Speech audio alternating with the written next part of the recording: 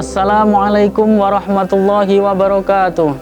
Bismillah, alhamdulillahi nahmaduhu wa nasta'inuhu wa nastaghfiruh wa na'udzu billahi min sururi anfusina wa min sayyiati a'malina.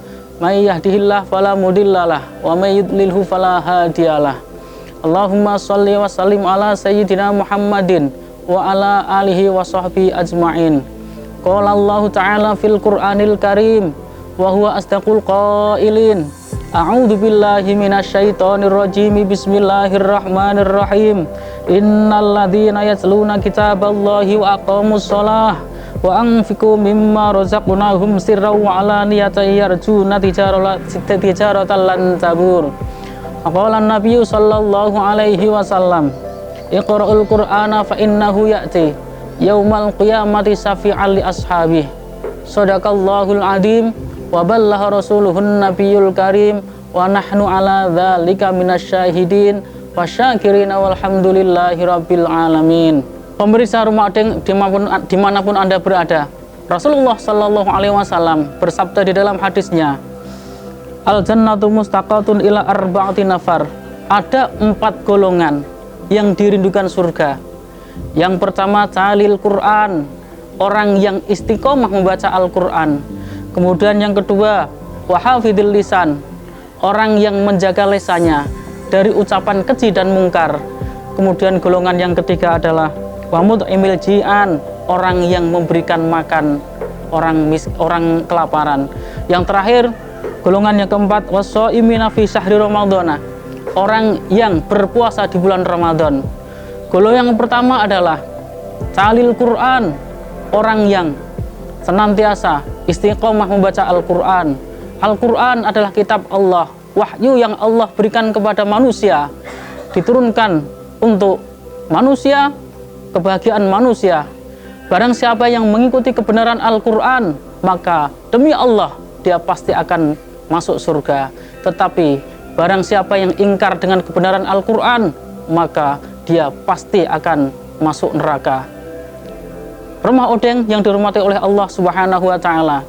Rasulullah Shallallahu alaihi wasallam bersabda, Iqra'ul Qur'ana fa innahu ya'ti. Bacalah Al-Qur'an, fa innahu ya'ti, maka sesungguhnya Al-Qur'an akan datang. Yaumal qiyamati, di hari kiamat kelak, syafi'al li ashabihi, memberikan pertolongan. Al-Qur'an akan datang pada hari kiamat, di mana harta yang selama ini kita banggakan, pangkat dan jabatan yang selama ini kita banggakan, tidak akan menolong kita, tidak akan mampu memberikan bantuan kita di hari kiamat.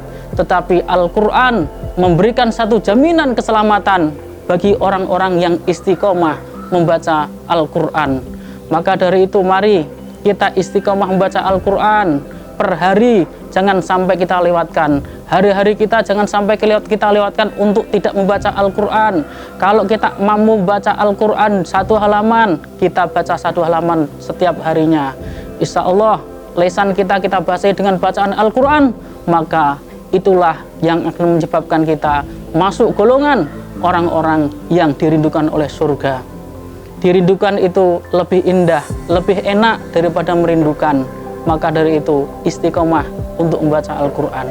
Kemudian golongan yang kedua adalah wahafidil lisan, menjaga lisannya dari perkataan keji dan perkataan mungkar. Rasulullah Shallallahu alaihi wasallam bersabda, salamatul insan fi hifdzil lisan, selamatnya manusia tergantung bagaimana dia menjaga lisannya. Banyak orang bertengkar, banyak keluarga bercerai-berai karena berawal dari lisan. Bahkan Rasulullah Shallallahu alaihi wasallam mengatakan, orang yang mampu, orang yang bisa menjaga lisannya dan menjaga kemaluannya, maka mereka dijamin oleh surga oleh Allah Subhanahu wa taala.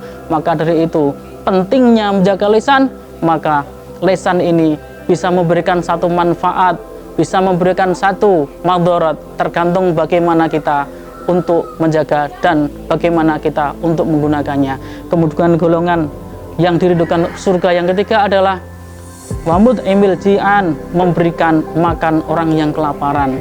Di dalam harta kita ada hak orang lain, kita keluarkan dengan jalan sedekah, kita keluarkan dengan jalan zakat atau kita keluarkan dengan jalan apapun, yang penting intinya kita peduli dengan orang lain yang membutuhkan uluran tangan kita.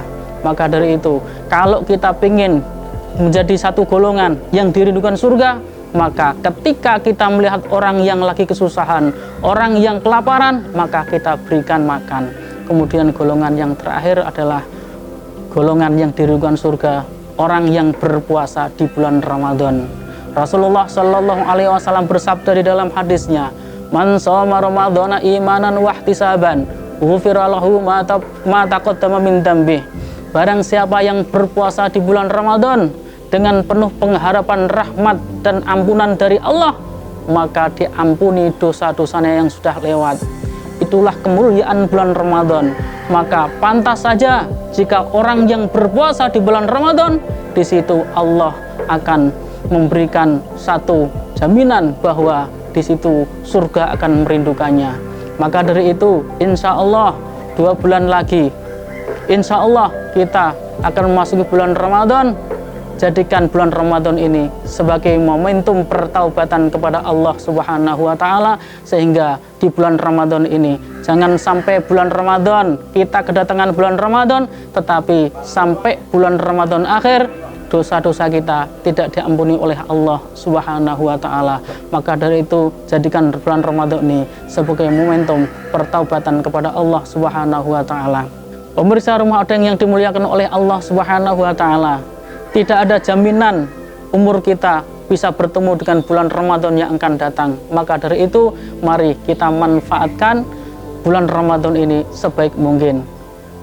Inilah 4 golongan yang dirindukan surga. Yang pertama adalah talil Quran, orang yang istiqomah membaca Al-Quran.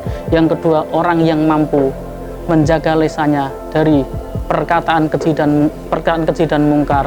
Kemudian golongan yang ketiga adalah orang yang dermawan, mau memberikan makan orang yang kelaparan.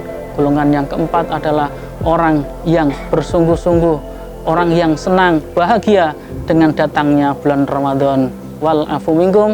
Wassalamualaikum warahmatullahi wabarakatuh.